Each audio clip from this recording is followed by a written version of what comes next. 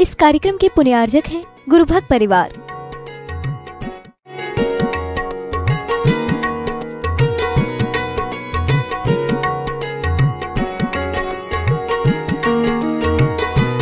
जय श्री ओम नमः सिद्धेभ्यः सर्वमंगलमांगल्यं सर्वकल्याणकारकं प्रधानं सर्वधर्माणां जैनं जयतु शासनम् जैनं जयतु शासनम्। पंच परविष्टि भगवान की आचार्य श्री गुरुवर कुंद महाराज की आचार्य श्री गुरुवर विद्यासागर महाराज की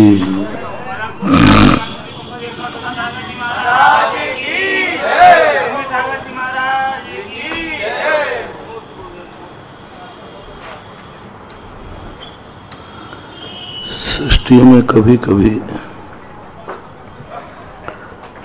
ऐसी मजबूरी हो जाती है कि व्यक्ति सत्य को जानता हुआ भी सत्य को स्वीकार नहीं कर पाता, धर्म को जानता हुआ भी धर्मात्मा नहीं बन पाता, अच्छाई को जान रहा है लेकिन अच्छा आदमी नहीं बन पाता, बनना नहीं चाहता सो भी बात नहीं, लेकिन वो जानता है कि जिस सत्य के मार्ग पर हमें चलने के लिए कहा जा रहा है वह हमारी जीवन की एक समस्या बन सकती है।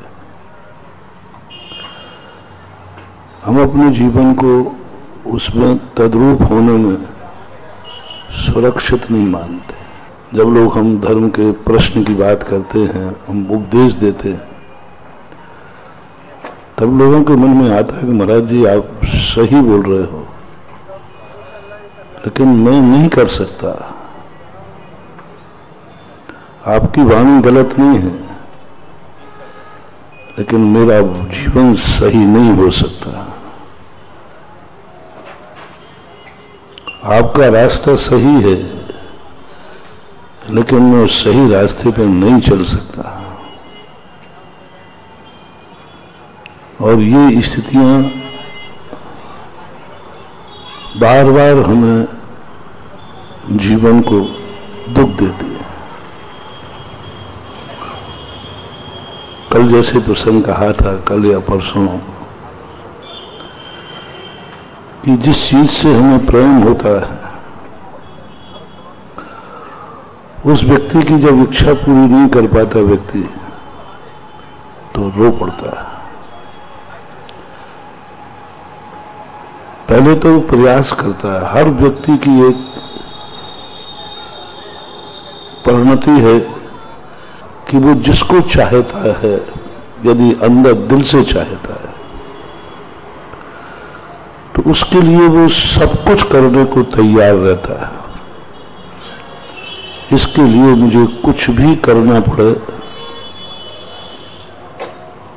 वह तैयार। कई लोग अपने चहेतों के लिए मर जाते हैं। भक्तांबर स्तोत्र में आया कि एक मिर्गी अपने बच्चे को चाहती थी, बच्चे को बचाने के लिए वह स्वयं मृग के सामने आकर बच्चे को बचा लेती है। प्रीत्यात्म वीर्यम विचार मृगी मृगेन्द्रम नाभेति किम निज शिशो परिपालनार्थम। पशु में भी ये लक्षण है कि वो जिससे प्रेम करता है उसके लिए वो मर जाता है। मनुष्य तो बहुत ऊंची किताब है। अभी बात अलग है कि वो अच्छी वस्तु है या बुरी, ये सब नहीं। एक शराबी व्यक्ति शराब से प्रेम करता है, उसी शराब पीते पीते मर जाता है, लेकिन शराब छोड़ नहीं पाता। शराब से इतना प्रेम होता है कि वो घर वालों को मार डालता है, मारता है, पीटता है। घर से भी ज्यादा प्रेम उसको शराब से हो गया। दुनिया मिटा देता है एक छोटी सी लत के कारण, जिंदगी बर्बाद कर देता है। बर्बाद होते देख रहा है, वो जान रहा है कि मैं बर्बाद हो रहा हूं, फिर भी वो छोड़ नहीं पाता। बस एक चाहत जागना चाहिए, और चाहत के प्रति जो ललक और तलब है वो जागना चाहिए। इसलिए हम लोग आप लोगों से कहते हैं, किसी भी वस्तु को इतना मत चाहो कि वो तुम्हारी कमजोरी बन जाए। किसी की वस्तु को इतना मत चाहो कि वो तुम्हारी कमजोरी बन जाए। किसी वस्तु को इतना मत चाहो कि उसके बिना तुम तड़प उठो। किसी भी वस्तु को इतना प्यार मत दो कि उसके बिना तुम्हें अटैक हो जाए। उसके बिना तुम्हारी जिंदगी खत्म, कुछ भी नहीं। वो खत्म, तुम खत्म। और इस वस्तु से चाहे वो कोई भी क्यों ना हो, इतना राग नहीं करना, इतना प्रेम नहीं करना, इतना लव नहीं करना। नास्तिक यदि तुम्हारे सामने आकर खड़ा हो जाए प्रतिकूल बन करके, तो उसकी निपटने की हिम्मत रखो। मैं तुम्हें नकारात्मक सोच की तरफ नहीं ले जा रहे थे, मैं कभी नकारात्मक सोच की तरफ ले नहीं जाता, लेकिन नकारात्मक सोचने से यदि सकारात्मक की ताकत बढ़ती है तो जरूर सोचना चाहिए। दुश्मन के नाम लेने से हमारी शक्ति जागती है, तो दुश्मन का जरूर नाम लेना चाहिए। वे फूल किस काम के जो हमें सुला देते हैं, वे कांटे काम के हैं जो हमें जगा देते हैं। जगाते, रास्ते में कांटे हों तो हम जागते हैं, हमें सावधान करते हैं। और फूल हो तो हमें नींद आती है, हम सो जाते हैं। फूल ही तो बिछे हैं, क्या देखिएगा। जो वस्तु हमें सावधान करे, जगावे, वो वस्तु नकारात्मक भी हो, दुश्मन भी हो, तो भी उसको अपने जीवन में बने रहना चाहिए। यदि तुम्हारी लोकसभाओं में विपक्ष ना हो तो ये सत्ताधारी सारे राज्य को बेच के खा जाए। किससे डरते हैं? विपक्ष से। अपन भी तो एक सत्ताधारी हैं। आत्मा एक बहुत बड़ा बादशाह है, राजा है, शक्तिमान है। इसका प्रतिद्वंदी है कर्म। उस कर्म के डर के कारण से बहुत सारे लोग पाप छोड़ देते हैं। हम लोग जैसे पाप क्यों छोड़ देते हैं? क्योंकि हमें प्रतिद्वंदी मालूम है, वो कर्म है, वो हमें बर्बाद कर देगा, वो रोड पे ला देगा, वो उच्च गोत्र से नीच गोत्र बना देगा। हम लोग किसी को निंदा नहीं करते, गाली नहीं देते। क्या मुझे गाली देना आता नहीं?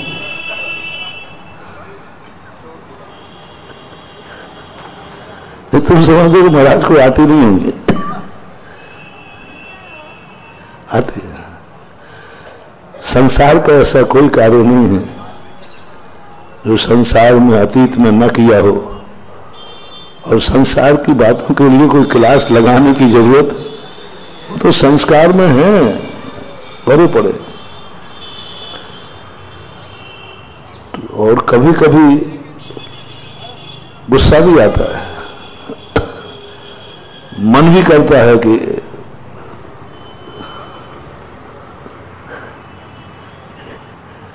परेशान कर डाला, धर्म को मिटा डाला, उपसर पर उपसर किए जा रहा है, तो आता है। लेकिन फिर क्यों सहन कर लेता हूं?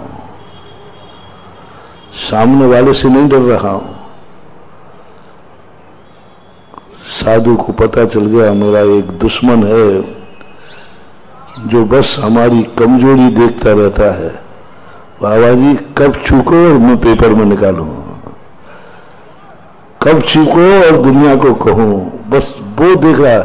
यदि उसको सो जाना तो फिर देखो काय का साधु काय का वादु। वो कर्म का डर। पूज्य कार्तिकेय स्वामी ने साधु को सबसे ज्यादा भीरू कहा, डरपोक। तुमने नहीं कहा। दुनिया की जातियों में सबसे ज्यादा पुलिस से कौन जाति डरती है? थाने से जैन। सबसे ज्यादा डरता है जैनी पुलिस से। तुम जैनियों को भी गुस्सा खूब आता है जम के। तुम्हें इतना गुस्सा आता है, तुम्हें गुस्सा आता है इसको निपटा दूं, तो निपटाते क्यों नहीं? बोले वो महाराज वो 302 धारा हटवा दो फिर निपटा दूंगा। वो जो धारा है वो कांपा देती है। वो खड़े तुम मन कहता है चुप बैठ जा, थोड़ी गाली सुनने में क्या बिगड़ गया, और एक कार्य में गुस्सा आ गया तो जाके जेल में सड़ेगा। वो जेल का भय है। ऐसे हम साधुओं को भी सहन करते हैं। क्यों? यदि कुछ अशुभ निकल गया तो ये कर्म उठा के नीच गोत्र में पटक देगा और मैं उच्च गोत्री हूं, तुरंत नीच गोत्र में डाल देगा, नीच गोत्र का बंद करा देगा और अनंत संसार में भटका देगा। वो कर्म हमें बहुत सावधान रखता है, क्योंकि हमने कर्म सिद्धांत पढ़ लिया है और एक एक चीज मालूम है कि ऐसा परिणाम किया तो ये कर्म बंधेगा, ऐसा परिणाम किया तो यह बंधेगा। सब कुछ है। जैसे परिणाम करता हूं तुरंत गौमठ सार कहता है बाबा जी देख लो ये कर्म बंद होगा। तुरंत आत्मा कांप जाती है और परिणाम कहते नहीं, मैं परिणाम नहीं करूंगा। जिंदगी में किसी ना किसी का भय चाहिए। एक वैज्ञानिक भारत घूम के गया, वो भगवानों को नहीं मानता था, लेकिन जब भारत में बहुत दिनों तक उसने सर्वे किया तो उसने वहां जाकर के वक्तव्य दिया कि दुनिया में यदि शांति चाहते हो, सुख चैन चाहते हो, तो परमात्मा है कि नहीं इस चक्कर में मत पड़ना। ये मान लेना कि परमात्मा है, परमात्मा है, और ये मान लेना कि एक दिन परमात्मा की अदालत में सबको पेश होना है। ये मान लेना कि परमात्मा को जवाब देना पड़ेगा। ये मान लेना एक एक किए के अपराध की वहां पर वकालत होगी, एक एक चीज का जवाब देना पड़ेगा मरने के बाद। वो कहता है जिंदगी वर्तमान में सुख चाहिए है तो आस्तिक बनना ही पड़ेगा और गौ भगवान को मानना ही पड़ेगा। भगवान है कि नहीं इस चक्कर में मत पड़ना। ये शंका मन में उत्पन्न मत होने देना, कभी उत्पन्न मत होने देना। मैं इसलिए नहीं कह रहा हूं कि तुम भगवान को मानने लग जाओ। कभी मन में ये शंका उत्पन्न मत होने देना अंगला भाव है कि नहीं, पता नहीं,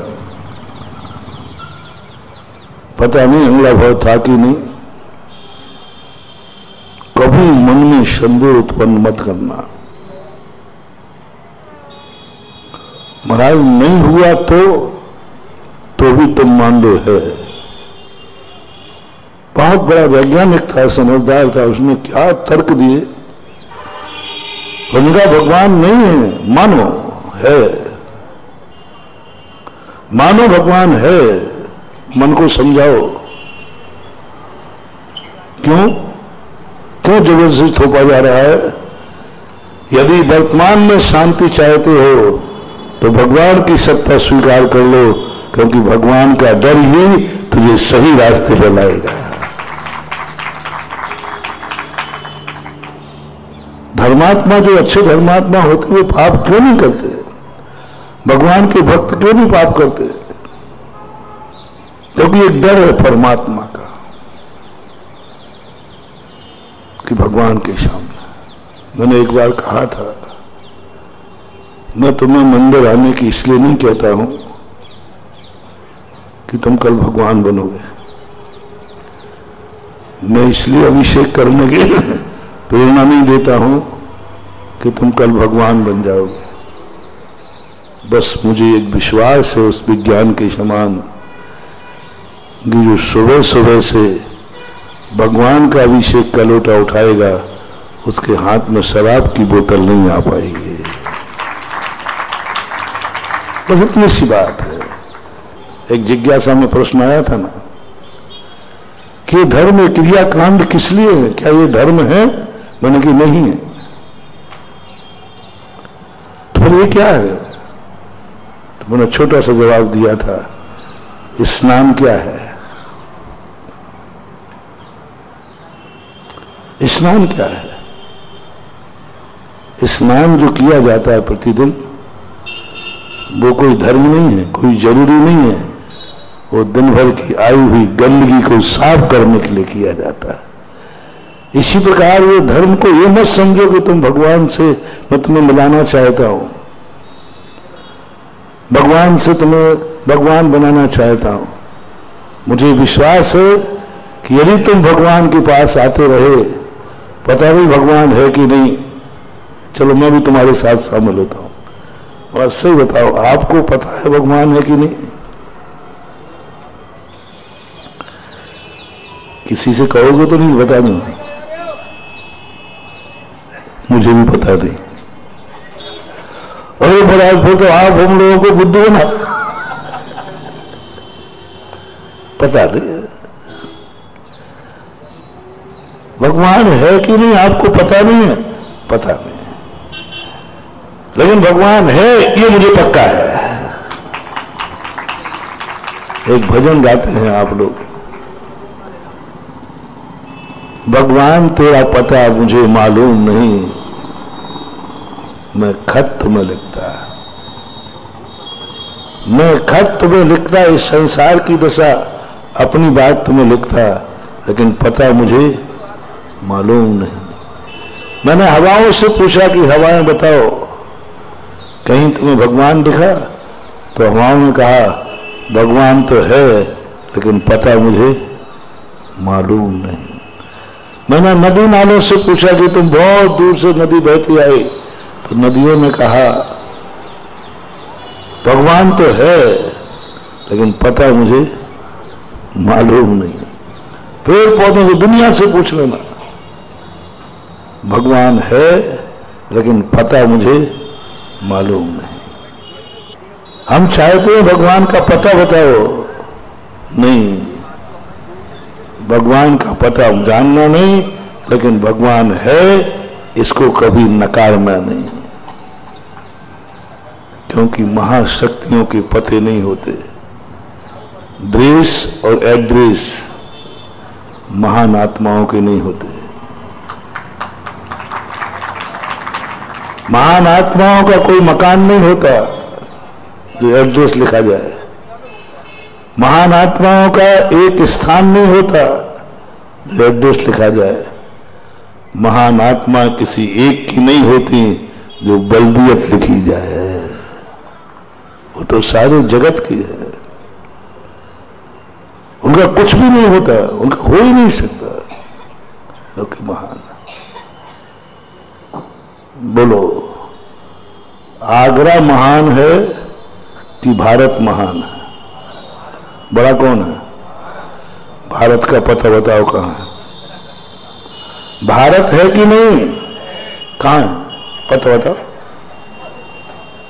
भारत का पता बताओ कहां है? हमें चिट्ठी लिखना है भारत के नाम। भारत के पते को पहुंचना चाहिए। दिल्ली फिल्ली में बता देना, दिल्ली नहीं, बंबई नहीं, कलकत्ता नहीं, आप तो भारत का एड्रेस दीजिए। किसी के पास मुझे भारत से बहुत प्रेम है, भारत महान है, भारतीय संस्कृति है, भारत बहुत बड़ी शक्ति है, मुझे आप लोगों से, आप लोग कहां के हैं पता बता दो ना मुझे। कोई कठिन प्रश्न तो नहीं है।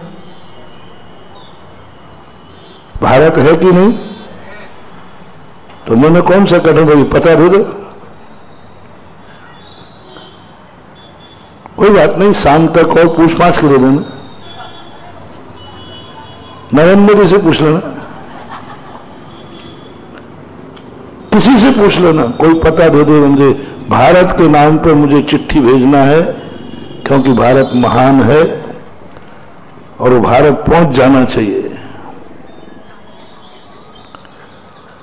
चलो, विदेशी व्यक्ति यदि भारत लिख करके भेज देवे तो डाकिया कहां देने जाएगा?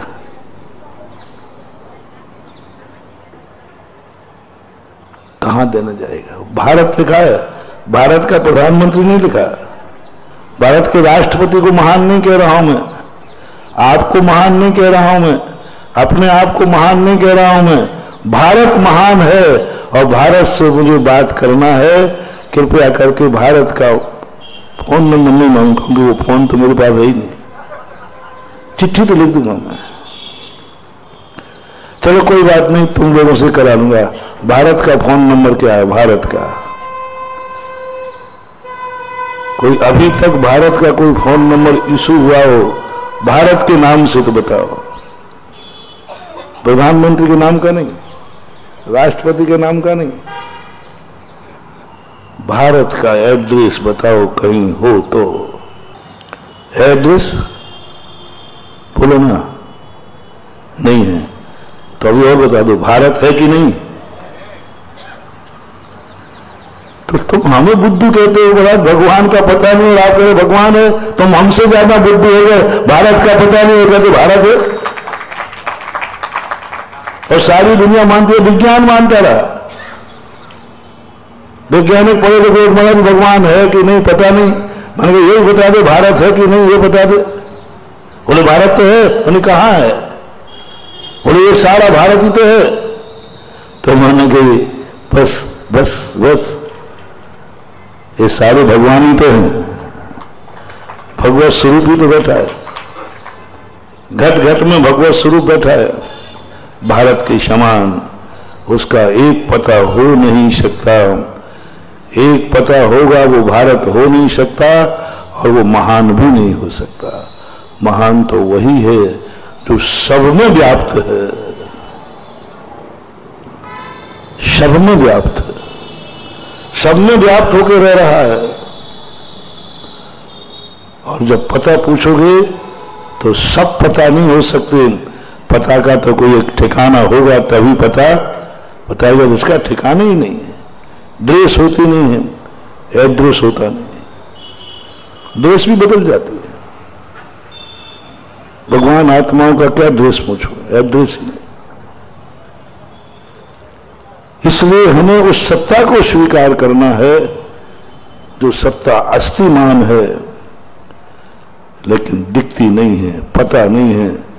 हम उसे दिखा नहीं सकते, हम उसे देख नहीं सकते, हम अनुभव कर सकते हैं। लो, अनुभव में लाओ, भगवान को ला रहा हूं। भारत को मैं देख नहीं सकता, भारत को मैं दिखा नहीं सकता, लेकिन भारत है, ये अनुभव में आ रहा है कि नहीं? अनुभव में आ रहा है। कभी भी स्वप्न में पूछो भारत नहीं है, नहीं निकलेगा। निकलेगा नहीं, लेकिन हम देख नहीं सकेंगे, दिखा नहीं सकेंगे।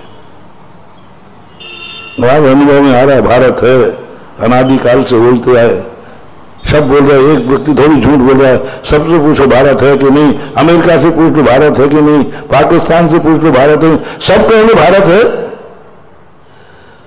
पर कोई आज तक पता नहीं दे पाया। बस मैं भगवान को बताऊं, टनाटन जादूगर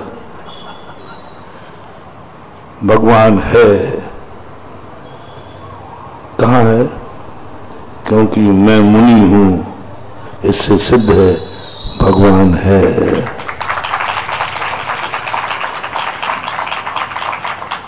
क्योंकि मैं मुनि बनते ही क्यों?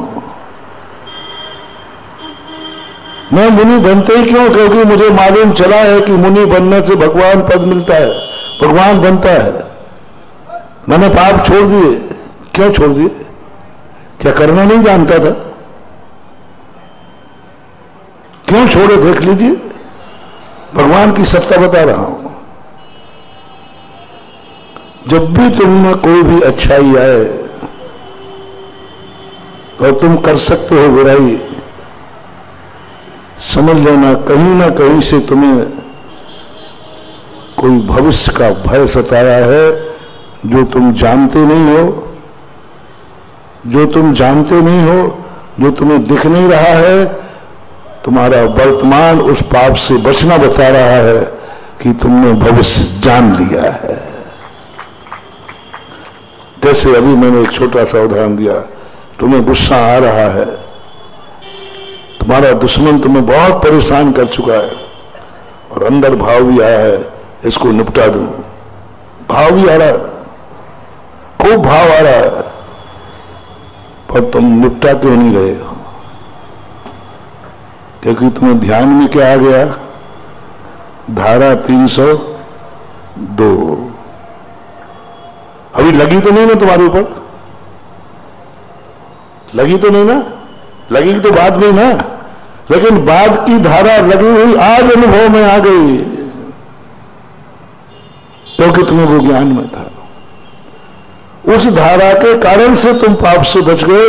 नहीं, जेल हो जाएगा, बर्बाद हो जाएंगे, परिवार लुट जाएगा। मैंने कहा था ना चातुर्मास में, 90% क्या 99% पाप इसलिए नहीं होते हैं कि लोगों को कानून का, राजा का डर है। वो पूछा था मैंने, किसी देश में इतना अच्छा राज्य है, बोले वहां चोरी नहीं होती, तालू नहीं लगते, कोई झूठ नहीं बोलता, कोई भी महिला, कोई भी बच्ची रात भर खूब घूमे, उससे कोई शायद कोई भी गलत कार्य नहीं करता, बलात्कार नहीं होते, वहां होते नहीं। 24 घंटे कोई पाबंदी नहीं कि बच्ची रात में आई, देर आई, लड़, कुछ नहीं। कोई वहां शराब पीकर नाली में पड़ा हुआ नहीं मिलेगा, कोई जुआरी नहीं मिलेगा, चोर नहीं मिलेगा, गुंडे नहीं मिलेंगे, गुंडे नहीं मिलेंगे। मैंने कहा अच्छा ऐसा है? अरे महाराज भारत से बहुत अच्छा है, कुछ नहीं वहां होते ही नहीं, कुछ चोरी, ताले नहीं लगते, वो दुकान खोल के पड़े रहते रात भर। मैंने कहा इस पंचम काल में ऐसा तो चौथे काल में भी नहीं हुआ। जब भगवान इस दुनिया में थे तभी बलात्कार हुए, तभी चोरियां हुई, व्यभिचार हुए, डांके डले। रामचंद्र जी सामने बैठे थे, विदेही का अपहरण हुआ।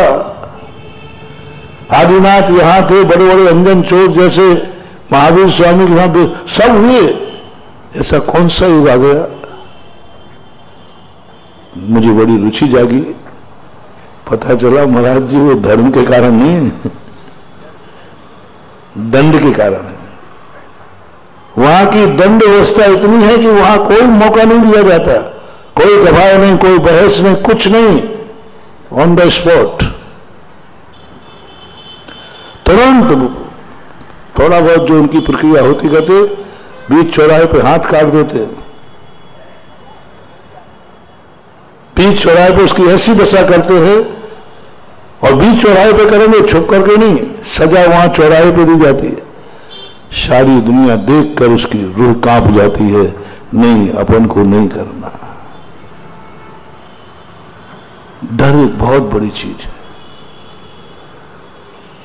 तुम कानून से डर रहे हो, तुम दंड से डर रहे हो, तुम डर रहे हो कि ऐसा होगा।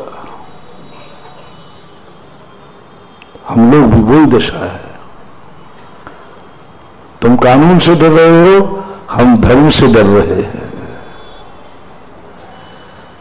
तुम्हें कानून का पता है, कानून हमें दंड देगा, और हमारी श्रद्धा बन गई है कि नहीं, परमात्मा है। क्यों? परमात्मा है क्योंकि मैंने पाप क्यों छोड़ दिए? मैंने वो पाप भी छोड़ दिए जिसमें कानून की सजा नहीं है, जिसमें संसार को कोई आपत्ति नहीं है, जिन्हें परिवार को कोई आपत्ति नहीं है, कानून की छूट है, हमने वो भी छोड़ दिया, वो भी छोड़ दिया। हम साधुओं ने जो जो चीजें छोड़ी हैं वो कानून विरुद्ध नहीं है, हम कर सकते, कर सकते, कोई बात नहीं। साधु दो टाइम खाने में कौन से कानून की बात है? जो 2 टाइम खाएगा उसको जेल मिलेगा, है क्या? पर मैंने छोड़ दिया। विवाह करने में कानून से कौन सी बाधा है? आप लोग बोलो। कानूनन बाधा हो तो तुम्हारी छोड़ाओ, और बाधा नहीं हो तो प्रस्ताव पास करो। महाराज कर लो। बाधा क्या है? कानून से। आराम परिग्रह करने में बाधा क्या है? अभक्ष खाने में बाधा क्या? कौन सा कानून बाधा आ रहा है? कौन सा कानून बीच में आ रहा है? अब धर्मात्मा की बात कर रहा हूं। तुम्हारे लिए तो मैंने उदाहरण में प्रस्तुत किया कि तुम संसारी हो, कानून पर डंडे के बल पर और डर के कारण से बहुत सारे पाप छोड़ देते हो, कानून का निषेध हो गया। हम तो उनको छोड़ रहे हैं, वृत्ति उनको छोड़ रहा है, धर्मात्मा उनको छोड़ रहा है जिस पर कानून की कोई पाबंदी नहीं है, कोई उचित मात्र नहीं, सरकार को कोई लेना देना नहीं। आप जो खाना है खाइए, आपकी थाली पर कोई धर्मात्मा छोड़ देगा। क्यों छोड़ रहा है? रविवार को नमक। क्यों भाई, क्या बात है? कानून है क्या? रविवार को नमक खाएगा उसको 144 धारा में अरेस्ट किया जाएगा? नहीं। फिर क्यों छोड़ रहा है? क्यों छोड़ रहा है? क्यों कर रहा है अष्टमी चौदस के उपवास? क्यों कर रहा है सामायिक? क्यों कर रहा है प्रतिक्रमण? क्यों क्षमा मांग रहा है? कौन सी धारा लग रही है? हम जिन जिन बातों की क्षमा मांगते हैं वो अपराध है ही नहीं,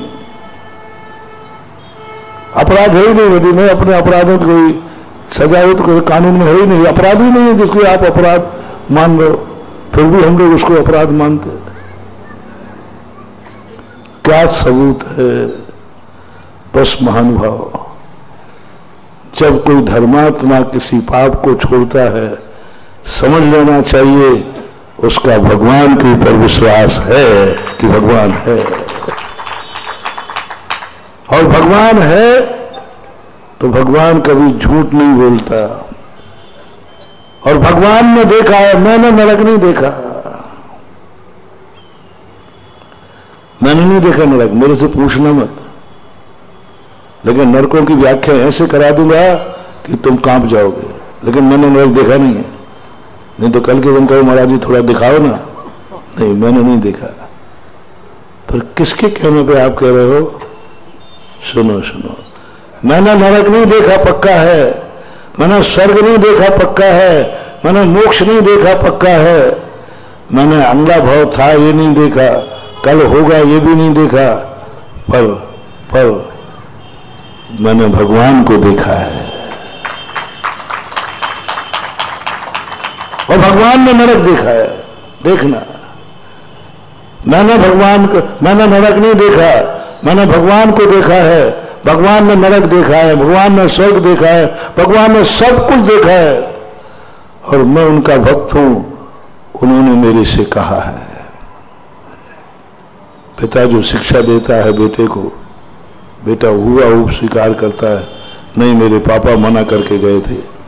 अरे तुम तो करके दे। बोले नहीं, पापा ने कहा था, वो कभी गलत नहीं बोल सकते। हमने भगवान को देखा है, और जिसने भगवान को देख लिया, बोलो ना, सारे जगत को देख लिया। सारा जगत देखने की जरूरत नहीं, क्यों समय बर्बाद करते हो? सारा जगत देखोगे, सारा जगत देख के आओ, स्वर्ग है कि नहीं, नरक है कि नहीं, दुनिया है कि नहीं, पागलपन में क्यों चक्कर में पड़ रहे हो? एक को देख लो ना, उसने सब देखा है, और कह दो जो उसने देखा वो मैंने देखा। एक बहुत अच्छा जोक पड़ा था कि एक बार महादेव के बीच में दोनों विषमवाद किसी बात को हो गई, तो दोनों की किचकिच से आप लोग बच्चों को क्या करते हो, उनको बहला देते हो, या तो बाहर खेल के आ जाए, जब तक तुम और कार्य करना है। महादेव ने कहा कि ये दोनों तो छोकरे मानी गए, दोनों में आपसी में झगड़ा हो गया, अब महादेव को कोई कार्य होगा। उन्होंने कहा जाओ तुम दोनों 3 लोग की परिक्रमा लगा के आओ, बाद में निपटाऊंगा तुम्हारा केस।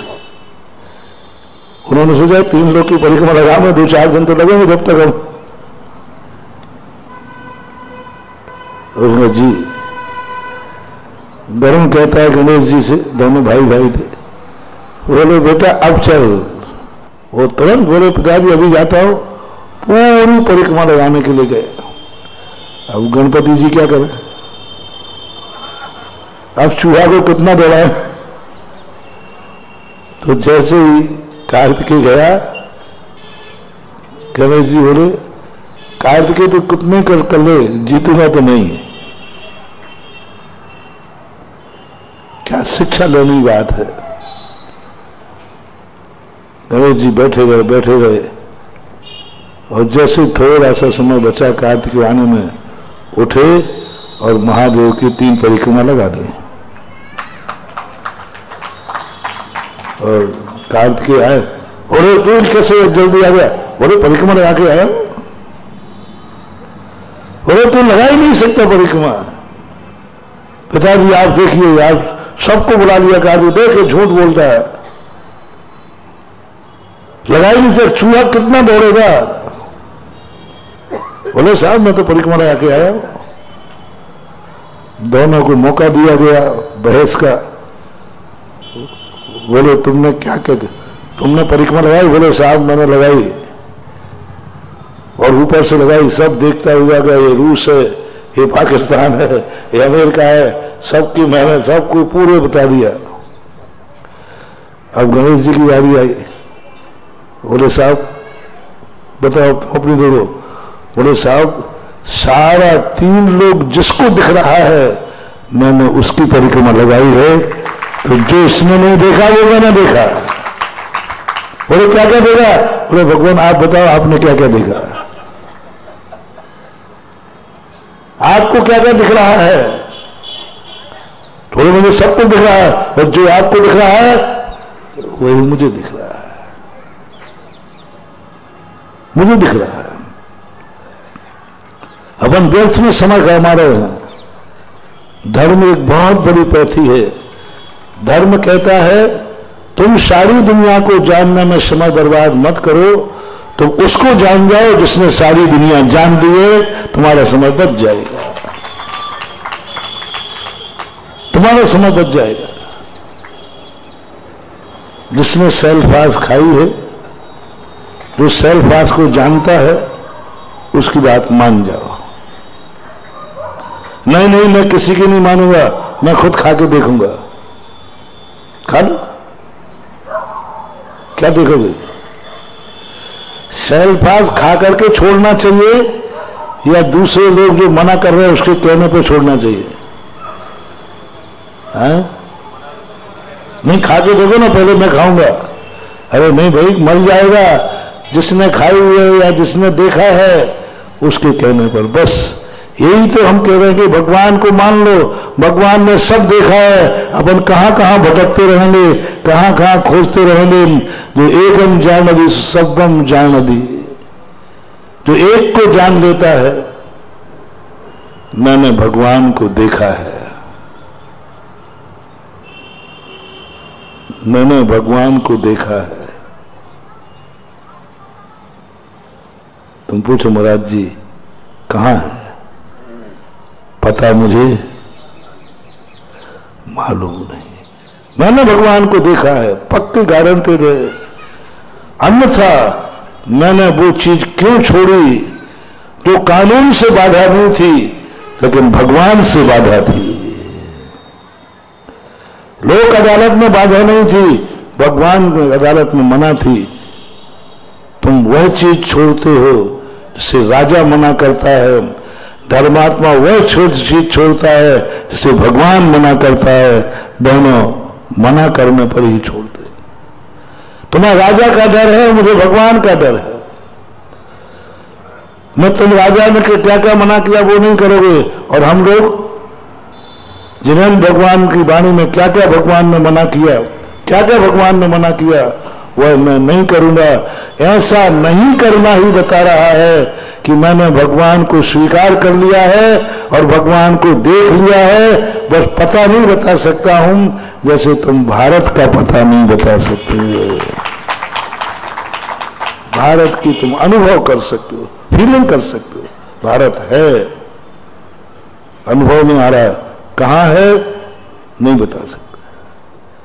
ऐसे परमात्मा धर्म है, कहां है एहसास है, अनुभव में आ रहा है, स्पष्ट मेरे सामने स्पष्ट आ रहा है, स्पष्ट आ रहा है। एक चींटी पर जब हम पैर नहीं रख रहे हैं, देखना भगवान कहां दिखाऊं तुम्हें। ये चींटी आ रही थी, मैंने चींटी को यूं बचा लिया। किसके कहने पर? भगवान के कहने पर। पीछे लगाना बता रहा है कि मैंने भगवान को मान लिया। पीछे लगाना बता रहा है कि मैंने अंगला भाव जान लिया, मैंने कर्म की सत्ता को स्वीकार कर लिया कि अंगला भाव है, अन्यथा मैं इतना कष्ट क्यों उठाता। अंगला भाव है मेरा, अंगले भाव में मैं रहूंगा और इससे ऊंचे स्थान पर रहूंगा।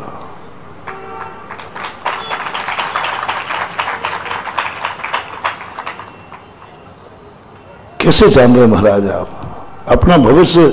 आपको ऐसे बोलते हो जैसे आप ही सर्वज्ञ हो। अरे वाह, ऐसा नहीं बोले तो काय का साधक है। आपका बच्चा पढ़ता है, क्या मान के पढ़ता है? मैं पास होऊंगा। पास हो गया क्या? लेकिन उसका पढ़ना क्या बता रहा है? क्या विश्वास है उसको पढ़ना क्या बता रहा है? पास होने के लिए पढ़ता है कि फेल होने के लिए? पढ़ना बता रहा है। मुझसे पूछो बेटा क्यों पढ़ रहे हो? बोले पास होने के लिए। ऐसा उसका बोलना मियां मिट्ठू बनना है, स्व प्रशंसा है कि उसका सत्य एहसास है? बोलो। जो बालक पढ़ रहा है, तुमने पूछा बेटा क्यों पढ़ रहे हो? बोले पास होना है। ये उसका अहंकार है कि उसका एहसास है? एहसास है, अहंकार नहीं है। बोले क्या सबूत है कि तू पास होगा? बोले पढ़ रहा हूं ना, यही तो सबूत है, और क्या चाहते हो? अब बोले तुम सबूत मांग कि तू बता कितने नंबर आएंगे, तू पास होगा, तुझे दिख रहा है क्या? बोले दिख तो नहीं रहा। तो फिर कैसे बोल रहा है? बोले मेरा पढ़ना बता रहा है। ओहो, पढ़ने में जिसने पास की डिग्री ले ली उस व्यक्ति को कौन फेल कर सकेगा? पढ़ते समय पास की अनुभूति, ओ बहुत बड़ी बात, पढ़ते समय पास की अनुभूति। 1 लाख इंटरव्यू दे रहे और 1 लाख फॉर्म भरे गए, हर व्यक्ति जुटा है। 1 लाख में नंबर से पूछना, कोई क्या कर रहा है, बोले इंटरव्यू है। बोले मूर्ख, पता है तेरा लाख में नंबर है और वैकेंसी 10,000 है, 90,000 फेल होंगे कि नहीं? कोई संदेह, कोई शक, कोई विकल्प? 90 फेल होना है तो 10,000 ही फार्म भरो ना, 90 क्यों भर रहे? वो 1 लाख जो पढ़ाई कर रहे हैं, तैयारी, वो क्या मान के कर रहे हैं? मैं पास होऊंगा, पक्का है, आप डिस्टर्ब मत कीजिए, मुझे पढ़ना दीजिए। अरे भाई मूर्ख क्यों पढ़ रहा है, 10,000 लेना है, तेरा 1 लाख में नंबर है। बोले भाई ये भी तो है कि 1 लाख में मेरा नंबर 10,000 में नहीं आएगा, क्या बात है? 1 लाख लोगों के अंदर 10,000 में मेरा नंबर है, यह उनको विश्वास है। कच्चा विश्वास की पक्का? क्या बता रहा है? उसका पढ़ना, उसकी तैयारी, रात रात भर जाग रहा है। उसको मालूम है कि मेरा 1 लाख में नंबर है, लेकिन उसको विश्वास है कि मैं 1 लाख के क्रॉस करके 10,000 में मेरा नंबर आएगा, पक्का है। बताओ ये मूर्खता है या सही विवेक है? वो तो हमें क्यों मूर्ख कहते हो आप लोग? यही तो मैं कह रहा हूं, यही तो मैं कह रहा हूं, मेरा भगवान बनने में नंबर पक्का है। क्यों महाराज, क्यों? आपको भविष्य दिख गया क्या? आप त्रिकालदर्शी है क्या? नहीं, मैं साधना बता रही है ना, मेरी चर्या बता रही है ना, मैं इतनी चर्या का पालन कर रहा हूं, किस लिए, क्या विश्वास है? यदि उसको मालूम हो जाए विद्यार्थी को, तुम लाख पढ़ लो, कितने पढ़ लो, कुछ भी कर लो, तुम पास नहीं होगे। तो पूरी कॉपी में 100 नंबर का लिखा, लेकिन टीचर ने कह दिया कि तुम पास नहीं होगा, तू 100/100 नंबर लेगा तो भी फेल होगा, 10 प्रश्न कर देगा तो भी फेल होगा। फिर वो व्यक्ति पढ़ेगा क्या? जब निश्चित हो चुका कि 10,000 नाम लिए जा चुके,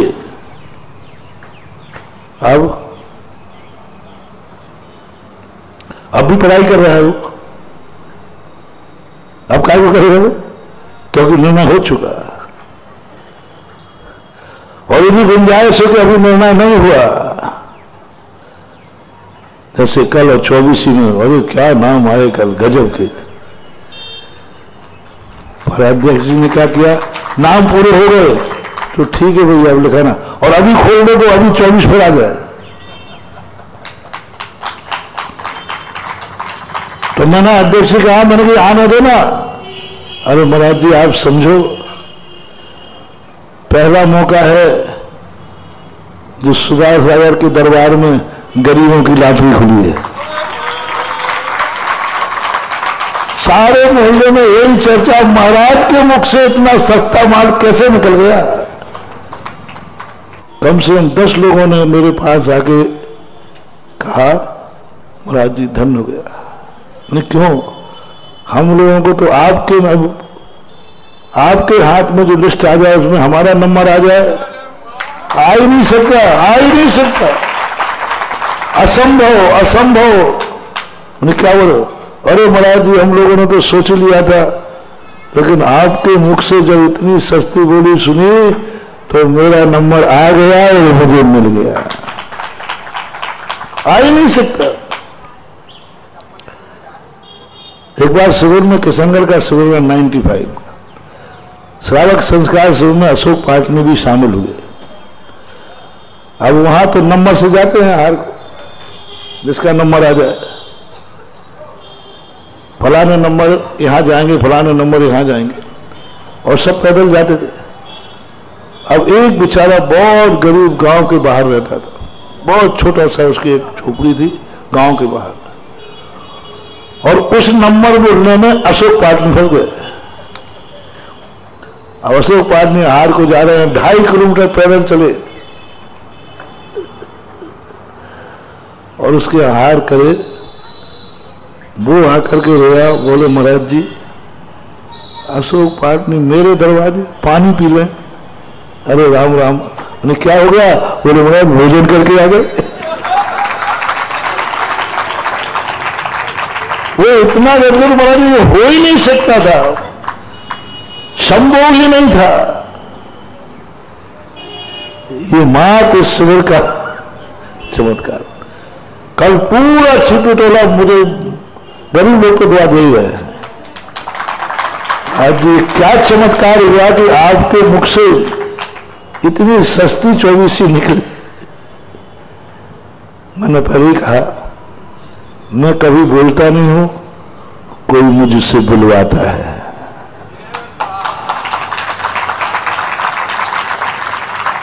मैं कभी सोचता नहीं हूं, कोई मुझे सोचवाता है। मैंने आज तक कभी प्रवचन सोच के नहीं आया, कभी नहीं आया, जिंदगी में आदत ही नहीं है। फिर भी जब बोलने बैठता हूं तो घड़ी कम पड़ती है। कौन बुलवाता है? कोई ना कोई बुलवाता है, कोई ना कोई बुलवाता है। तुम पूछना कौन बुलवाता है? पता मुझे, पता मत पूछना। कोई मुझे बुलवाता है, कौन है वो? पता मुझे मालूम नहीं है, एहसास है मुझे, अनुभव में आ रहा है, मैं देख रहा हूं, मैं जान रहा हूं कौन बुलवा रहा है।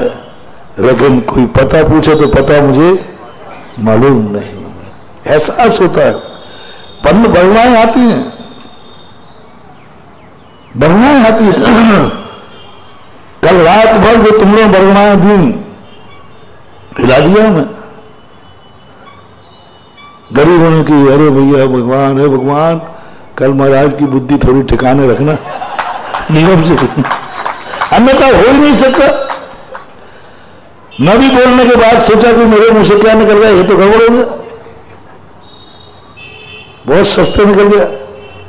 वर्णाएं एक मैंने पेपर में पढ़ा था, एक कर्मचारी काम कर रहा था फैक्ट्री के अंदर, तलघर में था, मशीन में एक ही व्यक्ति काम करता, दूसरा किसी को मालूम नहीं था चल रहा है। वो घर आकर के कपड़े उतार रही हैं और तुरंत उसके मन में भाव आया, मुझे ड्यूटी पे जो आया है वो विपदा में है, संकट में है, मुझे बुला रहा है। वो विपदा में है, संकट में है, वो मुझे बुला रहा है। उसने पुनः कपड़े पहने। बोले कहां जा रहे हो? बोले फैक्ट्री जा रहे हो। बोले अभी तो आए हो? बोले नहीं, कोई मुझे बुला रहा है। कौन बुला रहा है तुम्हें? कौन सा फोन आया बताओ? बोले पता नहीं, यथार्थ घटना है, मुझे पता नहीं है कौन बुला रहा है। लोगों ने कौन बुलाया? कोई बुलाने आया, कोई फोन आया? बोले नहीं, मुझे कोई बुला रहा है, मुझे कोई बुला रहा है। और वो बुला रहा है जो ड्यूटी पे आया है। उसने सब नाम बता दिया, पर किसने समाचार दिए ये पता नहीं है मुझे। समाचार देने वाले का पता नहीं है, लेकिन वो कहते पक्का बुला रहा है मुझे, पक्का बुला रहा है मुझे वो, और वो संकट में है। आप तो सकुशल छोड़ के आए नहीं, सकुशल छोड़ के आया ना, और वो वहां ड्यूटी पर है, तो कहा कोई एक्सीडेंट हो गया, तो बोले मुझे पता नहीं, वो व्यक्ति संकट में है और वो मुझे बुला रहा है। लोग इकट्ठे हो गए कि इसको कोई अवध ज्ञान हो गया क्या?